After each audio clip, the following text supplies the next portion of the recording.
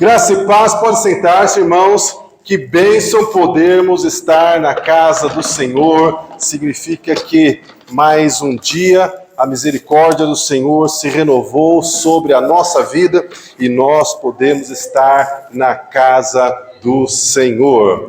Quero convidar você a abrir a sua Bíblia no livro do profeta Isaías, capítulo 59, que vai trazer uma palavra de esperança, de ânimo e muita responsabilidade também para nós em função daquilo que a palavra do Senhor vai nos trazer. Enquanto você abre em Isaías 59, eu vou te lembrar que nós temos como tema para esse ano, Ano da Esperança, e o tema da mensagem de hoje é Jesus, a convicta esperança de salvação. E é sobre salvação o que nós vamos falar nessa noite. Então, Isaías capítulo 59, a partir do versículo 1, diz o seguinte: Vejam, eis que a mão do Senhor não está encurtada para salvar, nem surdos seus ouvidos para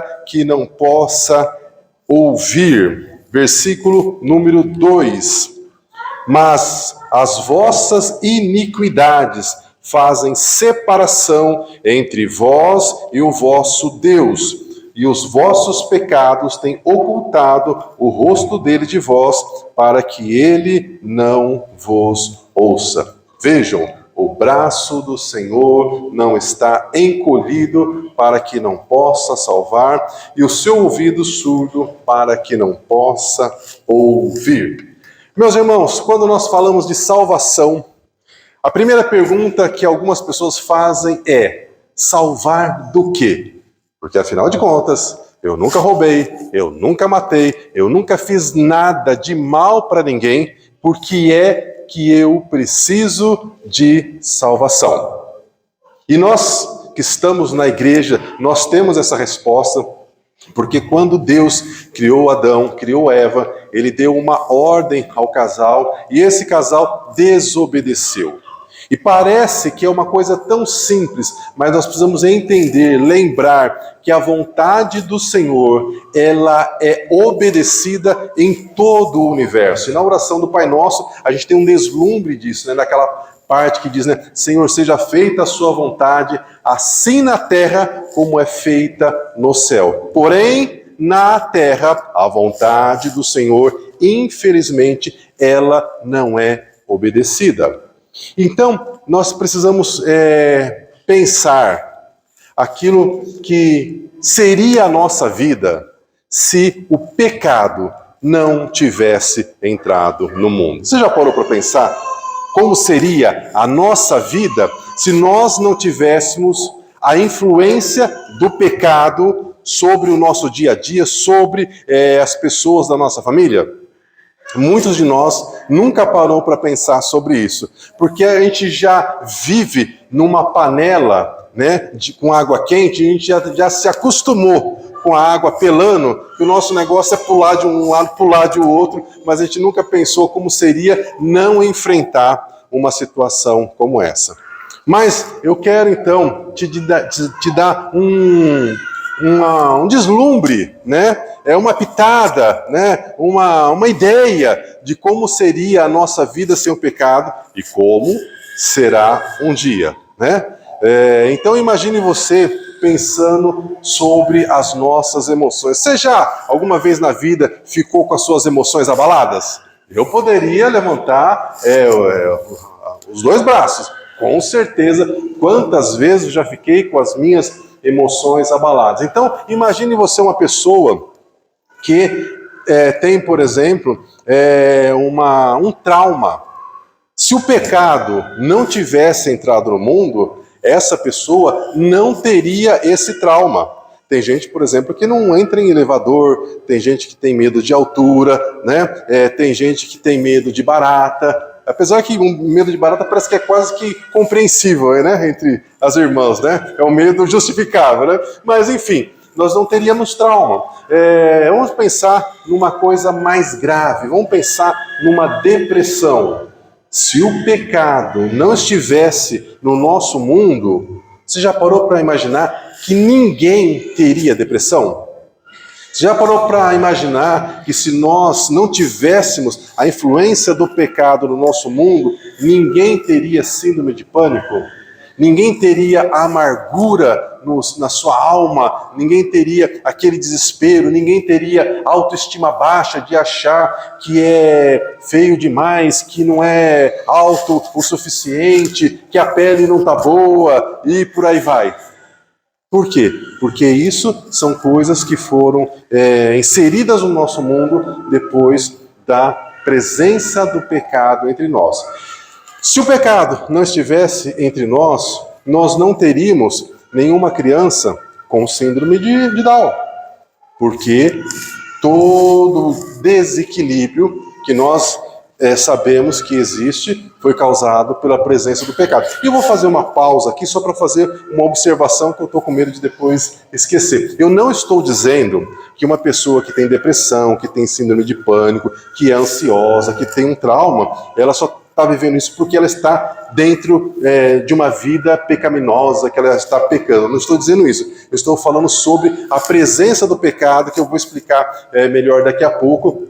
Vai dar um nó na sua cabeça, mas depois a gente vai desatar o nó e você vai embora para casa com uma outra percepção da importância da gente estar longe do pecado e ser usado pelo Senhor para que outras pessoas da nossa casa também fiquem livres do pecado. Mas ainda, nessa lista de como seria a vida sem ter a presença do pecado no nosso mundo, ninguém teria AVC. Sabe o acidente vascular cerebral lá? Ninguém teria. Ninguém teria Parkinson. Ninguém teria Alzheimer.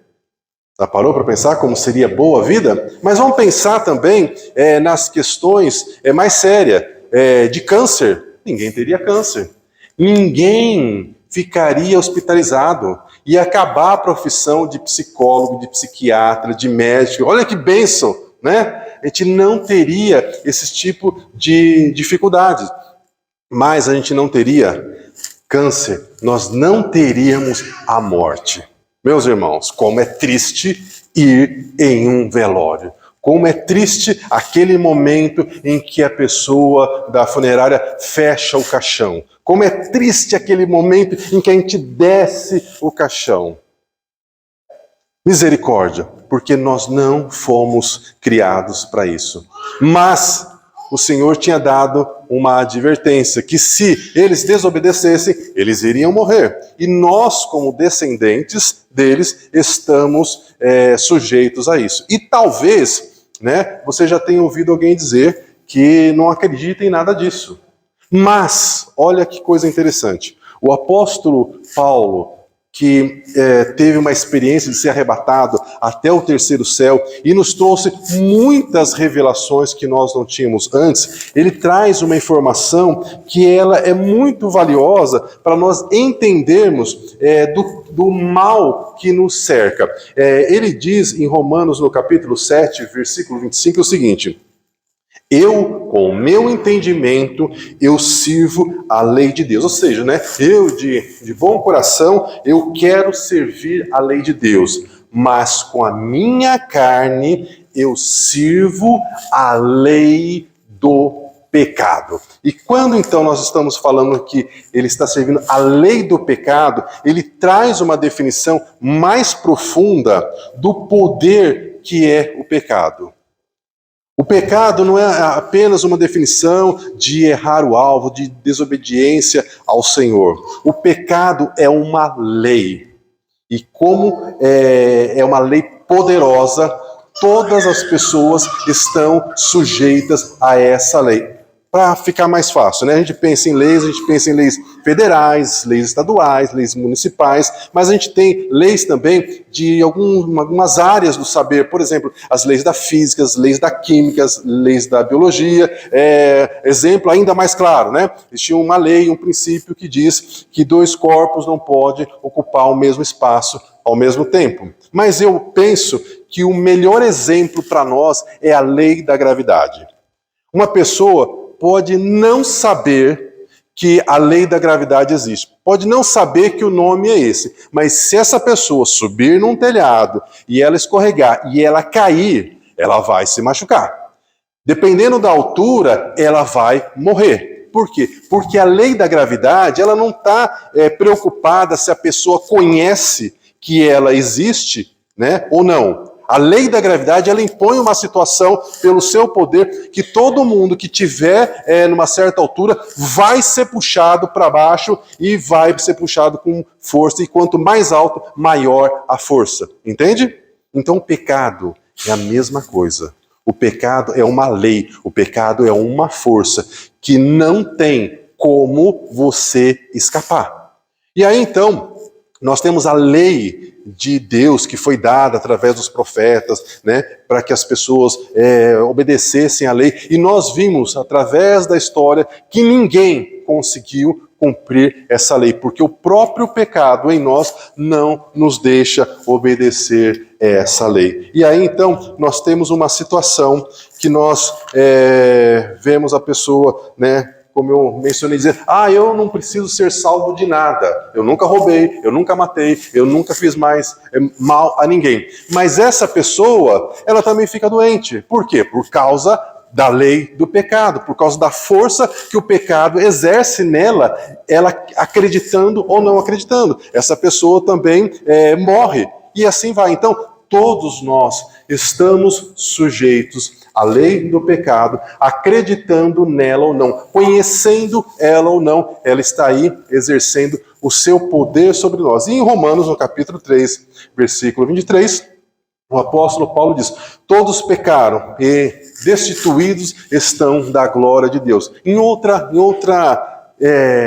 palavras, todos pecaram, agora todos estão debaixo do poder do pecado e estão afastados de Deus, não estão mais debaixo das asas do Altíssimo, como estava Adão e Eva antes de cometerem pecado, e então eles não estavam debaixo desse poder, dessa força que o pecado atua entre nós depois desse pecado. Então, em Romanos, no capítulo 7, o apóstolo Paulo começa a explicar essa questão da lei do pecado. E ele dá um exemplo de uma mulher que está casada, e ele diz, enquanto essa mulher está casada, ela não pode se casar com uma outra pessoa. Mas se o marido morrer, aí ela se torna viúva. Ela ficou viúva, então ela pode se casar com quem ela quiser. E aí ele diz, né, nesse exemplo, que nós, as pessoas, somos essa mulher. E a lei era o nosso marido. Mas, pelo sacrifício do Senhor Jesus, que cumpriu a lei, então todos nós que decidimos entregar a nossa vida ao Senhor Jesus, nós também morremos com Cristo, e se nós morremos com Cristo, nós estamos livres dessa lei do pecado. Então, a partir disso, nós começamos um outro momento na nossa vida, um outro momento na nossa história. E em Gálatas, no capítulo 4, a partir do versículo 13, ele diz o seguinte, quando chegou o tempo de Deus, ele enviou o seu filho, nascido de mulher, nascido debaixo da lei, a fim de redimir, de liberar, de libertar todos que estavam debaixo da lei do poder do pecado, para que fossem então adotados como filhos de Deus. Em Mateus capítulo 5, versículo 17, o Senhor Jesus disse, não pensem que eu vim revogar a lei. Aqui ele está falando da lei de Deus. Não vim revogar a lei ou os profetas. Não vim revogar, mas vim cumprir. Porque em verdade vos digo, não passará nem o céu, nem a terra, enquanto não se cumprir toda a lei. Então, em 2 Coríntios capítulo 5, versículo 14, o apóstolo Paulo diz, se Jesus morreu por todos, logo todos morreram. Colossenses capítulo 2, versículo 12 diz, vocês foram sepultados com Cristo no batismo. Nele também vocês foram ressuscitados pela fé, pelo poder de Deus que o ressuscitou dentre os mortos.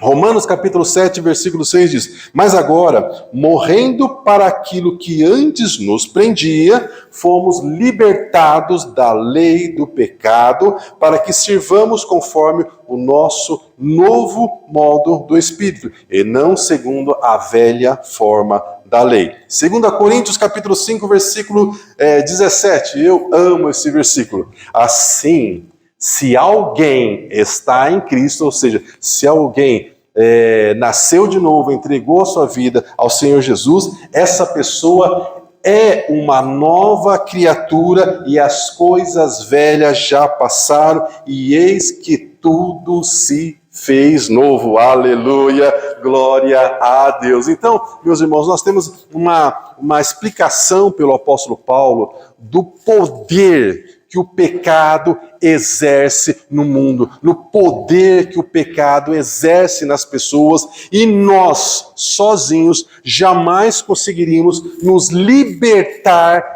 desse poder que nos escraviza. E ele ainda dá um exemplo ainda mais claro de como é o dia a dia de uma pessoa que não foi libertada desse pecado. E aí eu vou ler isso aqui para vocês. Enquanto eu leio, talvez o Espírito Santo traga à sua mente pessoas que você conhece que estão vivendo justamente esse dilema.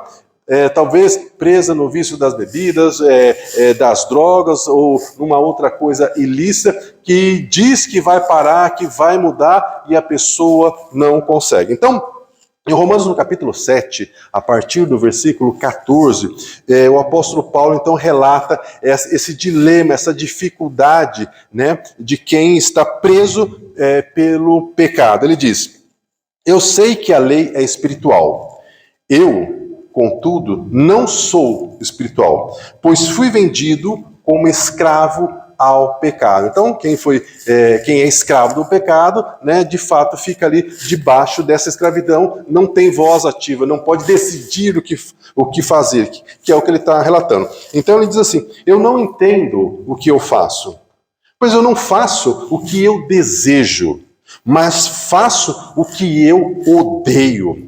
E se faço o que não desejo, eu admito que a lei de Deus é boa. Nesse caso, não sou eu mais que controlo o que eu faço, mas quem controla isso é o pecado que habita em mim. Sei que nada de bom habita em mim, isto é, no meu corpo, porque tenho o desejo de fazer o que é bom, mas não consigo realizar aquilo que é bom. Pois o que faço não é o bem que eu desejo, mas faço exatamente o contrário, faço o mal que eu não quero fazer. Esse eu continuo fazendo. E o apóstolo Paulo então diz: ora, se faço o que não quero, já não sou eu quem faz, mas quem faz é o pecado que habita em mim. Assim, encontro essa lei que atua em mim. Quando eu quero fazer o bem, o mal está junto a mim. Pois no íntimo do meu ser eu tenho prazer na lei de Deus, mas vejo outra lei, que é a lei do pecado, atuando nos membros do meu corpo, guerreando contra a lei da minha mente, tornando-me prisioneiro da lei do pecado que atua nos meus membros. E ele diz: miserável homem que sou, quem me libertará desse corpo?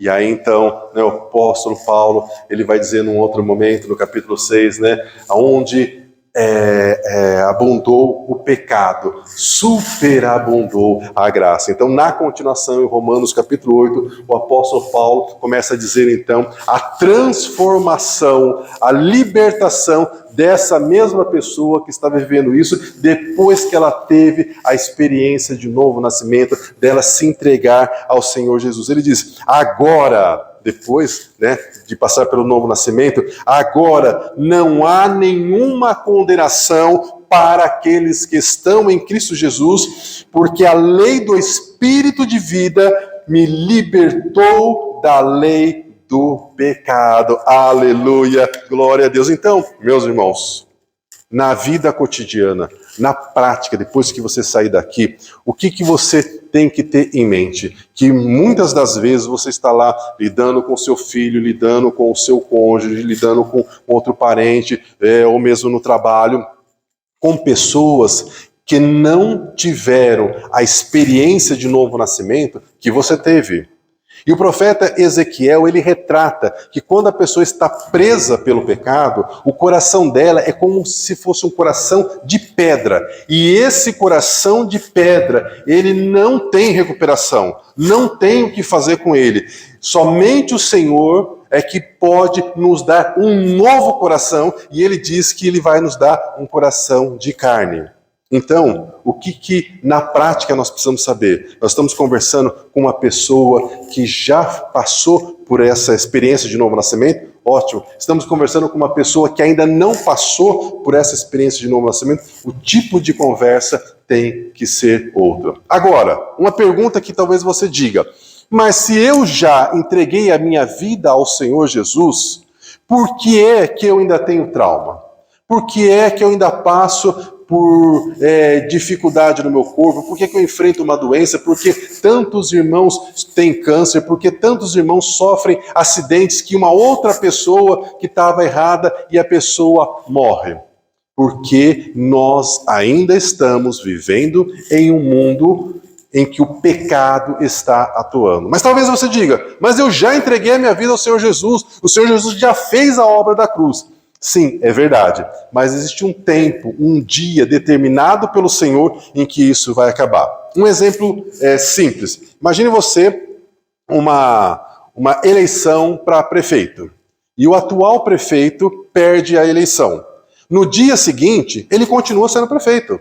Existe um prazo para terminar aquele mandato daquele prefeito, para que o novo prefeito eleito assuma essa posição. Então, foi determinado pelo Senhor o dia e a hora em que o pecado vai deixar de exercer o seu poder no mundo. Mas enquanto isso não acontece, meu irmão e minha irmã, nós precisamos orar, nós precisamos clamar por misericórdia para que as pessoas que estão vivendo sobre o pecado não exerçam uma maldade sobre nós, que não sejamos vítimas de assalto, de um crime, de um acidente, né, por coisas que nós não cometemos. Mas ainda assim, nós também estamos sujeitos a ter uma doença, a ter um AVC, a ter todo tipo de problema que uma pessoa que não conhece ao Senhor Jesus também está propensa a ter. E aí talvez você diga: então, mas qual que é a diferença?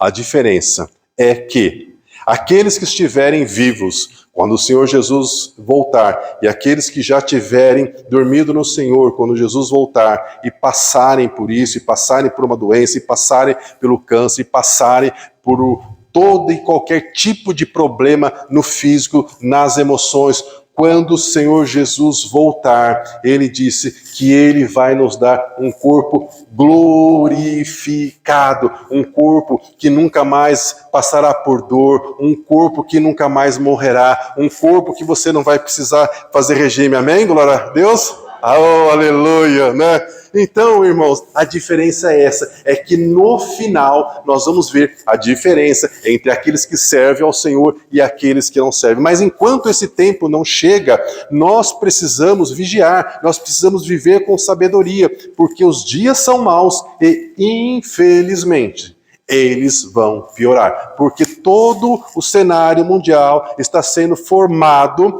para a vinda do anticristo. Então, existe muita coisa ainda por acontecer e nós precisamos, então, saber que a nossa vida está guardada no Senhor. Porém, o pecado continua querendo que nós voltemos a ser escravos dele. Então, é por isso que nós precisamos estar sempre atento às astutas armadilhas do inimigo, para que a gente não caia no pecado, para que a gente não perca a graça, para que a gente não volte àquela antiga posição de estar servindo ao pecado, porque nós não sabemos, irmãos, o dia de amanhã. Então, o que nós precisamos fazer é ter em mente que o Senhor Jesus começou uma boa obra em nós e Ele mesmo vai aperfeiçoar até o dia da volta dele. Amém?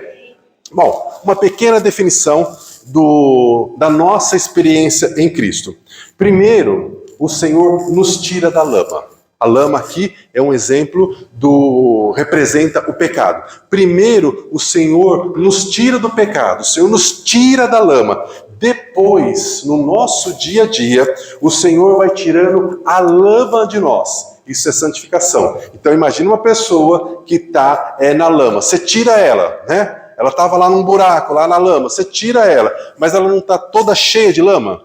Então, no nosso dia a dia, o nosso processo de santificação é isso, o Senhor vai tirando a lama de nós. Então, nós não entregamos a nossa vida e imediatamente nós somos uma pessoa que não comete mais falhas, que não erra, que ainda não peca.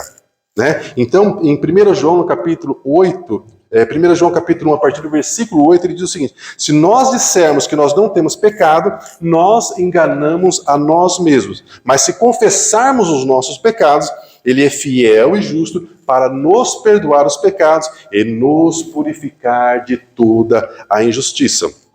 1 João capítulo 3, versículo 4 diz: todo aquele que pratica o pecado transgride a lei. De fato, o pecado é a transgressão da lei. Mas em Romanos capítulo 6, versículo 12 está escrito: portanto, não permitam que o pecado continue dominando o seu corpo mortal, fazendo que vocês obedeçam os seus desejos. Versículo 14 de Romanos capítulo 6: o pecado não terá controle sobre vocês, porque vocês não estão debaixo da lei do pecado, mas estão debaixo da graça do Senhor Jesus. Amém? Aleluia! Glória a Deus por isso. Então, irmãos, na prática, o que acontece? Por vezes, né, assim que nós nos convertemos, nós ainda temos hábitos que eram hábitos de quando nós éramos escravos do pecado. Então uma pessoa pisava no nosso pé, a gente ia lá e pisava com mais força. Uma pessoa falava uma coisa que a gente não gostava, a gente respondia com 2 vezes mais poder na língua de destruição do que aquela pessoa. Mas agora que nós temos o Espírito Santo no nosso coração e nós trocamos aquele coração de pedra e temos um coração de carne, o Espírito Santo fala ao nosso coração e a gente entende que aquilo que a gente fez não foi bom. Eu me lembro uma vez que eu levei um cachorro que eu tinha um cachorro, um chow-chow, né, aquele de língua roxa, e o cachorro era muito bonito, né, ele tinha um pelo avermelhado, parecia um leãozinho, assim. E eu levei num pet shop, e fizeram umas coisas erradas com o cachorro, e eu fiquei bravo, irmãos, eu fiquei bravo. E eu sou daquele quieto, né, que nunca fala, mas quando fala para machucar mesmo, né? E eu, né, nesse dia, né, eu gostava muito do cachorro, né?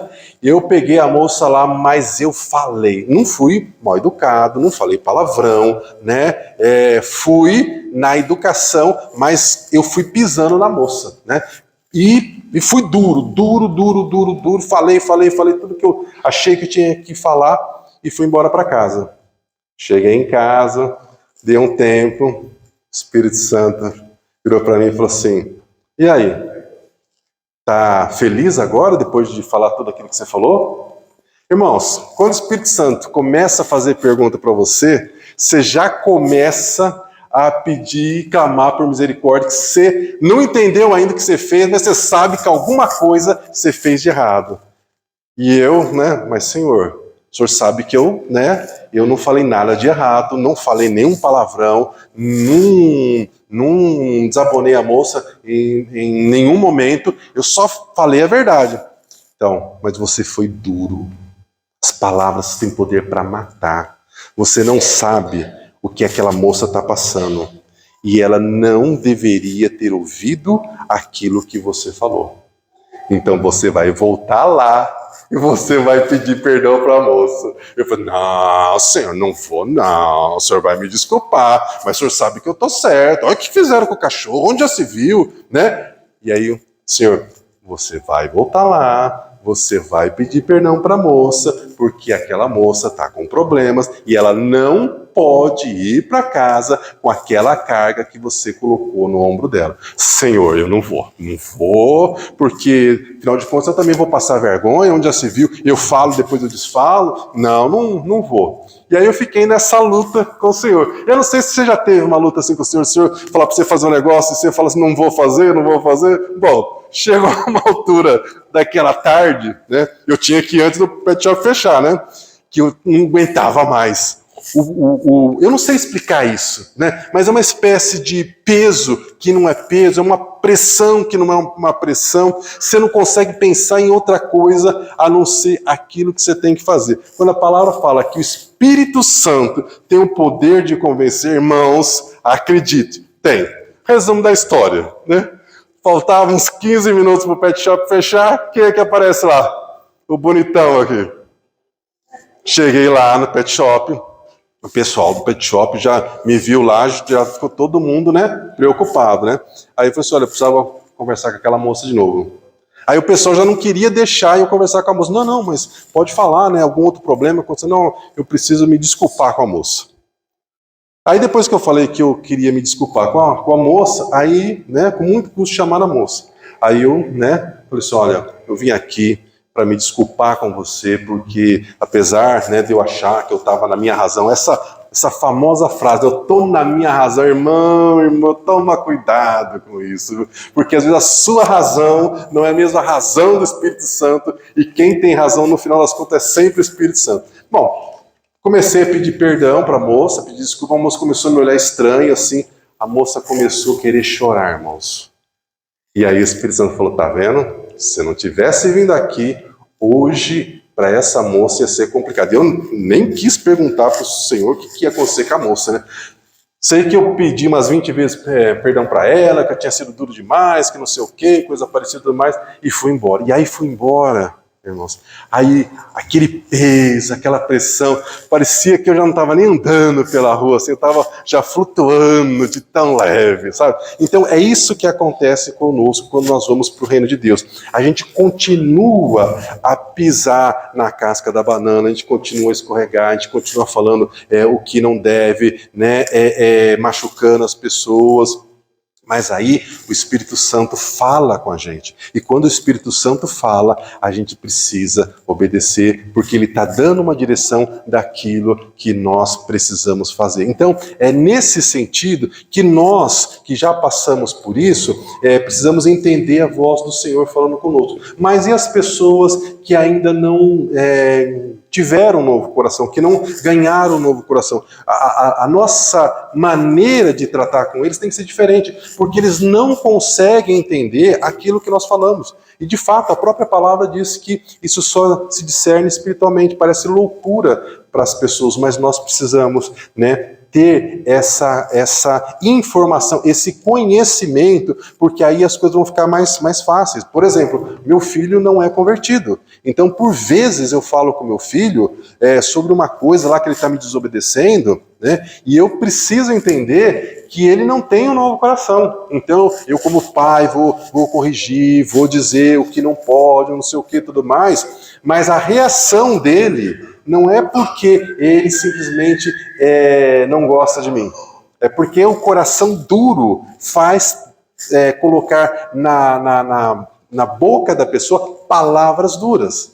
Mas eu, então, sabendo que é assim, vou filtrar isso e vou continuar orando ao Senhor. Senhor, dá um novo coração para o meu filho, dá um novo coração. Claro que vou continuar exercendo meu papel de pai, exercendo, né, autoridade e tudo mais, mas não vou deixar que as palavras que ele fala machuquem meu coração. Porque mesmo não usando palavrão, mesmo não sendo desrespeitoso, né, as palavras têm poder. E por vezes os filhos são mestres na arte de ferir o coração de pai, de mãe, de avô e de avó. Então a gente tem que filtrar, lembrar que eles não têm coração, ainda regenerado, e por isso, a boca fala do que está cheio o coração. O Senhor já nos ensina sobre isso.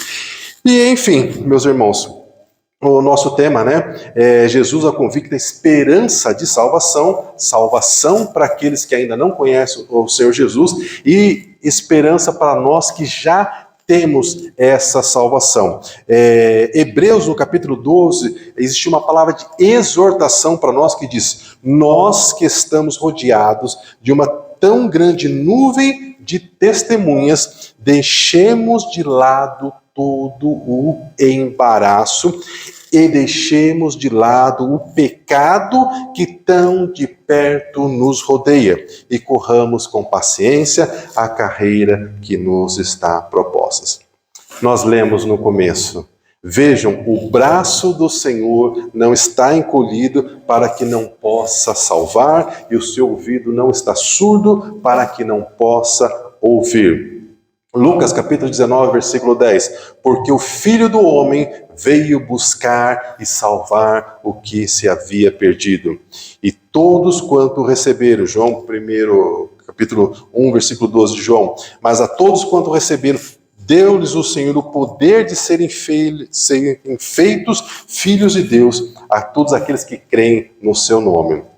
João capítulo 5, versículo 24. Quem ouve minha mensagem e crê naquele que me enviou, tem a vida eterna e jamais será condenado, mas passou da morte para a vida. Aleluia, glória a Deus. E a palavra de Atos capítulo 16, versículo 30, que diz: creia no Senhor Jesus. Creia no Senhor Jesus e será salvo você e a sua família. Por mais que você não veja sinais de conversão, de mudança de coração, mas de um dia para outro, de uma hora para outra, o seu filho, sua filha, seu neto, seu cônjuge pode ter uma experiência com o Senhor e mudar radicalmente. E você então precisa continuar a ser exemplo na sua casa, ser coluna, ser boca do Senhor, para que eles tenham uma pessoa para quem olhar dentro de casa e dizer: não, eu quero ter essa experiência, porque se a minha mãe teve uma experiência com o Senhor, se transformou uma mulher que ela é, se o meu cônjuge teve uma experiência com o Senhor e se transformou, eu também quero passar por isso. Então nós precisamos ser exemplo. Mas se nós ficarmos desanimados porque a gente não está vendo o milagre acontecer e a gente começar a ter atitudes que não condiz com a vida cristã, a gente não tem testemunho para dar. E aí vai acontecer aquele famoso caso, do marido que não se converte, e aí o pastor vai falar com ele e você: mas pastor, se é para me converter e ser que nem a minha mulher, eu prefiro continuar como estou, porque a minha mulher dentro de casa, ela é o cão, pastor. Isso vale para os homens também, Então, mulher que não é convertida, o marido é convertido, e a mulher pode falar a mesma coisa.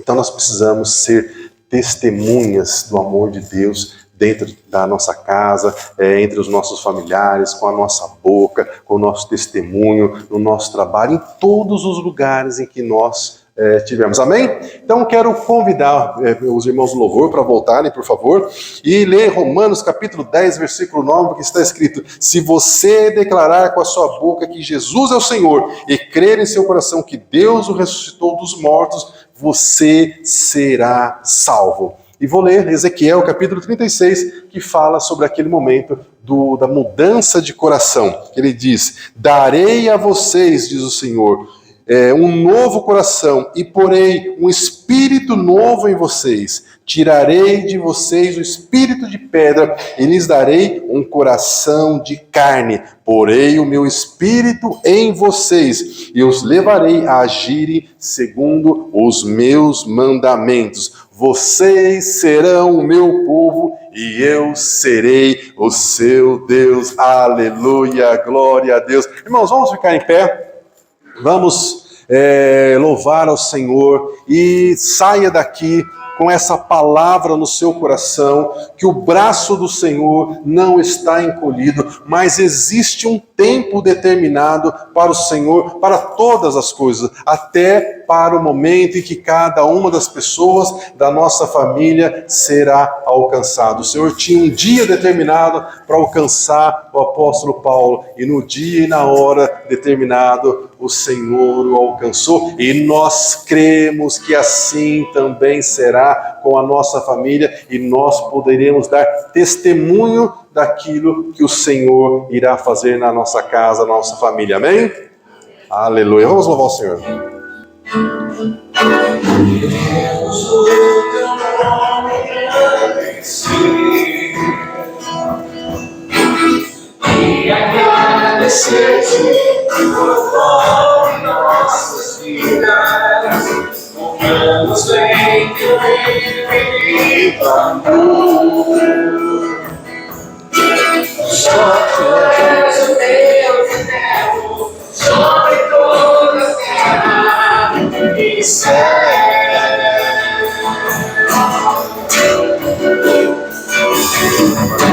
Queremos o teu nome agradecer e agradecer-te por todas nossas vidas. Confiamos em teu infinito amor, Senhor. Santo és o Deus eterno sobre toda a terra e céu. Sobre toda a terra e céu. Sobre toda a terra e céu. Aleluia, aleluia. Feche seus olhos, vamos orar. Você tem uma semana pela frente e você tem desafios, você tem lutas para enfrentar, e você precisa sair daqui sabendo que você não vai para esses desafios, você não vai para essas lutas sozinho, sozinha, mas o Senhor vai com você, o Senhor vai à sua frente. A palavra declara que as portas que o Senhor abre, ninguém fecha, mas a porta que o Senhor fecha, ninguém abre. Então tome cuidado para não insistir em continuar a querer abrir portas que o Senhor já fechou. Pai, nós clamamos ao Senhor, que o Senhor nos abençoe nessa semana, que seja uma semana de vitória, uma semana de bênçãos sem medidas, que nós possamos de fato viver a tua palavra que diz que as tuas bênçãos vão nos seguir, que a tua bondade vai nos acompanhar. Pai, nós clamamos por aquelas pessoas que estão com uma angústia na alma, Senhor, que estão desanimadas, que estão se sentindo desamparadas. Pai, que o teu Espírito Santo as alcance, que o Senhor faça um milagre nas emoções dessas pessoas, que elas possam sentir a tua presença, Senhor, a sua doce presença, como aconteceu com os discípulos no caminho de Emaús, que o coração dos nossos irmãos possam arder diante da sua presença. Em nome de Jesus, Pai, nós colocamos diante do teu altar os nossos familiares, Pai, aqueles que não te conhecem, aqueles que estão presos, Senhor, no vício da bebida, das drogas, daquilo que é ilícito. Senhor, envia o teu Espírito Santo, abre o entendimento deles, Senhor, para que eles possam ter revelação de quem o Senhor é, para que eles possam entregar a vida deles ao Senhor, para que o nome deles possa também estar no teu livro da vida e que possamos estar na eternidade todos juntos. Em nome de Jesus, Pai, nós pedimos, Senhor, que o Senhor nos guarde, que o Senhor nos proteja, que o Senhor nos livre de todo mal, que o Senhor nos livre das más influências. Nós repreendemos em nome de Jesus todo o levante do inferno, toda seta do inimigo. Nós declaramos que nós estamos debaixo das asas do Altíssimo e nós não sofreremos mal algum, ainda que caiam 1000 de um lado e 10.000 de outro, nós não seremos abalados, consolados, porque nós confiamos no Senhor. E Pai, nós sabemos que a Tua palavra nos alertou que neste mundo nós teríamos aflições, mas que era para nós termos bom ânimo, porque o Senhor jamais iria nos desamparar. E nós cremos, Senhor, que nós estamos amparados pelo Senhor, e o Senhor também disse que o Senhor iria enviar o Consolador. Então todo irmão, toda irmã que está precisando ser consolada pelo Teu Espírito Santo, Pai, que essas pessoas sintam-se abraçadas, amadas, protegidas pelo Senhor, e que o Teu grande amor, a graça do Senhor Jesus e as consolações do Teu Espírito Santo estejam de fato presentes na vida dos Teus filhos e das Tuas filhas, hoje, sempre e eternamente. Amém. Vamos aplaudir o Senhor. Glória a Deus. Semana de bênçãos e de vitória em nome de Jesus. Deus abençoe.